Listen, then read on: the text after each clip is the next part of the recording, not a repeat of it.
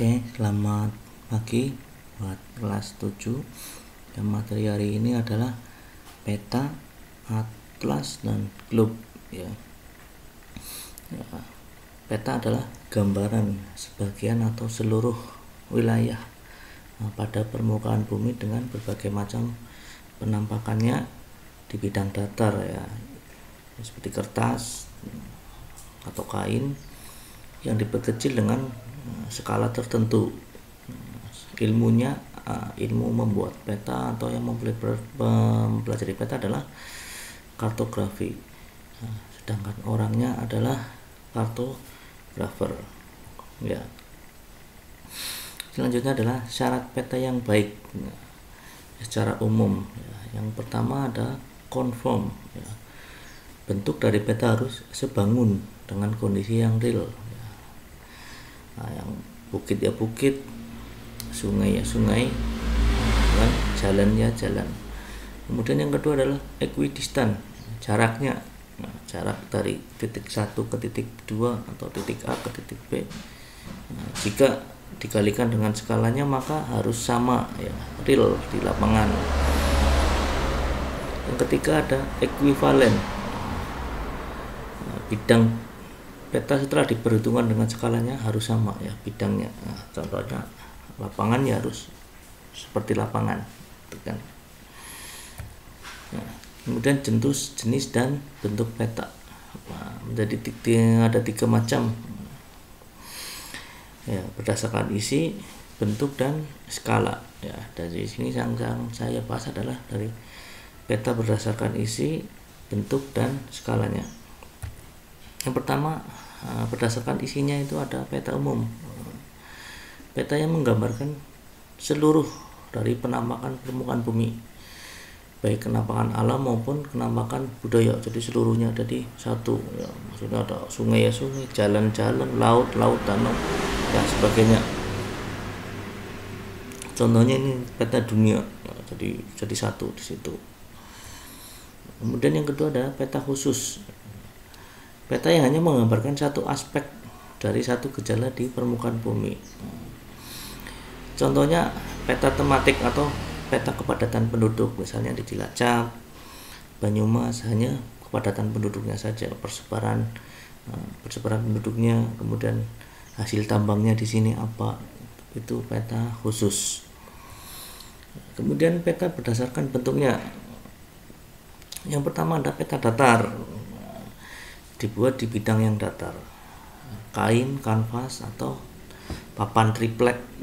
Kemudian peta timbul atau relief, ini disesuaikan dengan bentuk realnya ya, misalnya ada pegunungan yang dibentuk timbul-timbul itu seperti relief ya, 3 dimensi. Yang ketiga ada peta digital, dibuat dengan komputer, disket, CD, flash disk, hard disk, disimpan di komputer dan ditayangannya juga lewat hanya menggunakan komputer. Kemudian kita masuk peta berdasarkan skalanya. Yang pertama ada peta kadaster. Ingat, ini berdasarkan skalanya. Kalian hafalkan. Yang pertama ada 1:100 sampai 1:5000. Ini biasanya untuk peta tanah di sertifikat tanah. Yang kedua ada peta skala besar. Skalanya itu 1:5000 sampai dengan 1:250.000. Artinya misalnya 1 cm itu berarti di real. Skalanya itu misalnya 1:100, berarti 1 cm di peta itu 100 cm di real atau 100 meter dan sebagainya ya. Tuh. Nah, contoh peta skala besar adalah peta kelurahan atau peta kecamatan ya. Jadi peta desa atau peta kecamatan itu peta besar. Jadi untuk detail daerah kecil dibuat secara besar, itu peta skala besar. Kemudian peta skala menengah, contohnya adalah peta provinsi, skalanya 1:250.000 sampai dengan 1:500.000.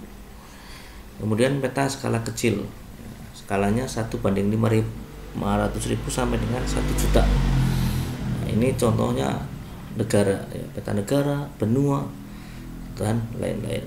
Nah, kemudian apa sih manfaat peta? Ya untuk mengetahui jarak dari satu tempat ke tempat lainnya, untuk mengetahui arah, menggambarkan kondisi lingkungan di suatu tempat, nah, ya, dan lain-lain. Kemudian untuk bisa melihat yang di sini itu usaha yang cocok itu apa, itu kan karena melihat kondisi peta real di lapangannya seperti itu. Nah, kemudian ada unsur peta ya, judul ya, harus ada judul. Peta Cilacap, peta desa ini kan, itu judul.